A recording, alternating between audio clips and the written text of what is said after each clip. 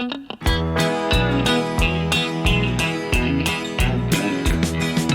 ken een goeie ou koringboer, hy die mamas brie kontry.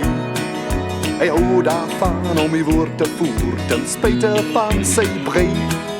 En zaterdagmiddag sit hy daar met sy maats op die hoofpaviljoen. Hy ken sy sport soos 'n koringaar en hy skreef wat die manne moet doen.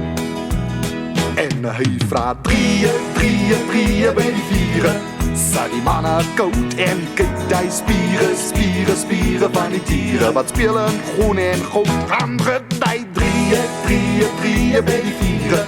Vrevelore in die sand gebreek die spiere van die diere wat speel vir volk en vaderland. Die koringboer is moeg geskree, sy keel is baie droog. Dan vat hy gauw nog 'n sluk of twee met 'n swaai van die elmboog. Dan sien hy weer hoe die balletjie trek, hy hoor hoe die manne sing. Die rugbyveld is 'n lekker plek, vandag kom hier 'n ding. En hy vra drieë by die viere. Sit die manne koud en kyk die spiere van die diere wat speel in groen en goud. Ander die drieë by die viere. Vrevelore in die sand gebreek die spiere van die diere wat speel vir volk en vaderland. Die manne spook om balbesit, wie gaan die balletje kry? Dis 'n groen en goud, daar het hy dit, o vriende se neusie verby. Ons koringboer se hardloop sterk, hy bal sy springbok vuis.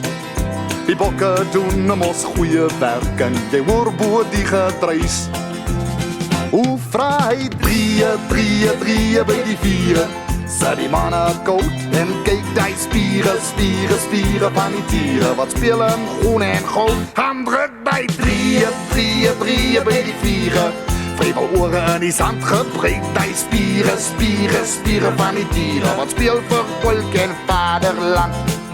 Gebreek die spiere van die diere wat speel vir volk en vaderland.